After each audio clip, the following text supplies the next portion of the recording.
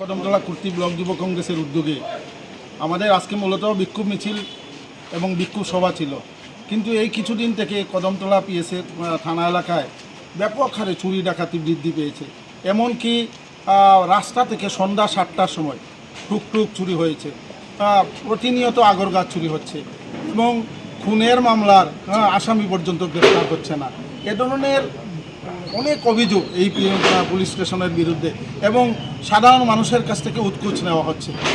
আমরা তারই প্রতিবাদে আমরা কদমতলা থানা ঘেরাও করেছি এবং রাস্তা অবরোধ করেছি। দীর্ঘ সময় অবরোধ চলছিল।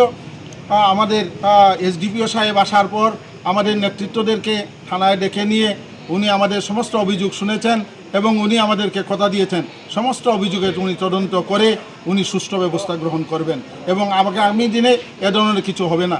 আমরা বলেছি থানায় অভিযোগ মানুষ দেওয়ার পর, লিখিত কাগজ দেওয়ার পর এটা আপনার রিসিপ্ট দেওয়া হয় না।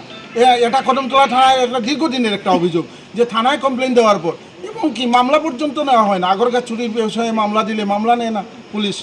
এই ধরনের অভিযোগগুলো নিয়েই আমরা থানায় আজকে কথা বলেছি এবং আমরা এসডিপিও সাহেবকে পরিষ্কার বলে দিয়েছি যদি বিহিত ব্যবস্থা গ্রহণ না করা হয় এই কদমতলা পুলিশ স্টেশনের বিরুদ্ধে, এবং কদমতলা পুলিশ স্টেশনে কিছু অফিসার রয়েছেন ওনারা প্রকাশ্য মানুষের কাছ থেকে টাকা খায়। এই টাকা খাওয়া যদি বন্ধ না হয় আমরা কংগ্রেস বৃহত্তর আন্দোলনে যেতে বাধ্য হব।